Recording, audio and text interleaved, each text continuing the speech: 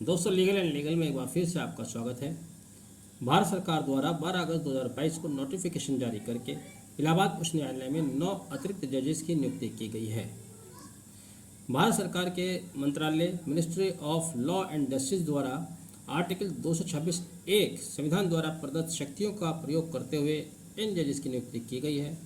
इन 9 जजेस में से 5 जजेस की कार्यावधि 2 साल रहेगी, जबकि 6 जजेस 2 साल से भी कम अवधि के लिए नियुक्त किए गए हैं।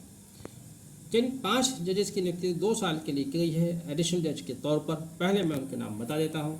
इनमें से मोहम्मद अजहर हुसैन इदरीसी, दूसरे राम मनोहर नारायण मिश्रा, मयंक कुमार जैन, सुरेंद्र सिंह प्रथम, नलिन कुमार श्रीवास्तव। ये सभी पाँचों जजेस एडिशनल जज के तौर पर अगले 2 वर्ष तक इलाहाबाद उच्च न्यायालय को शोभित करेंगे।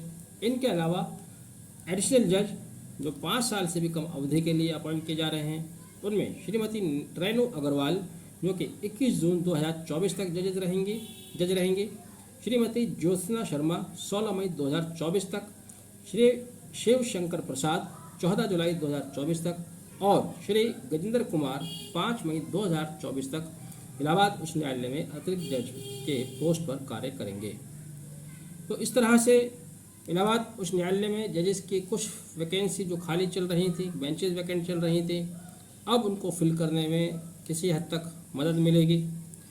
साथ ही इन नियुक्त होने वाले जजेस में मेरिट के लिए विशेष बात यह है कि 3 जजेस मेरिट में रह चुके हैं, जिनमें से मोहम्मद अजहर हुसैन इदरीसी जो कि MTA में land acquisition, rehabilitation and resettlement authority रहे हैं।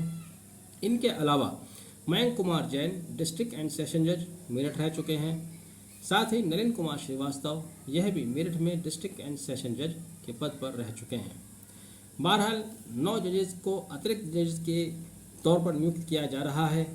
अगले 2 वर्ष, जैसे कि होता है 4 जजेस 2 वर्ष से भी कम समय के लिए, कुछ समय के लिए अपॉइंट हुए हैं। इन 2 वर्षों में मैं समझता हूं कि वाद के निस्तारण में कुछ तेज़ी आएगी। बहुत सारी उच्च न्यायालय के समक्ष पेंडेंसी है, बहुत सारे अर्जेंट मैटर हैं जिनको जजेस की कमी की वजह से, समय कम रह जाने की वजह से उनमें डेट्स लगती आ रही हैं, टाइम लग रहा है। अब उम्मीद करते हैं कि इन सभी वादों का निपटारा होने में कुछ तेज़ी आएगी। बहरहाल हमारी ओर से, लीगल एंड लीगल की ओर से सभी अपॉइंट होने वाले जजेस के लिए बहुत बहुत शुभकामनाएँ, और शुभकामनाएँ इस बात के लिए भी कि इनको एक बहुत ही शुभ दिन पर इनको शपथ ग्रहण कराई जाएगी। 15 अगस्त 2022 यानी कि जिस दिन देश आज़ाद हुआ था, ध्वजारोहण के ठीक बाद शपथ ग्रहण समारोह है।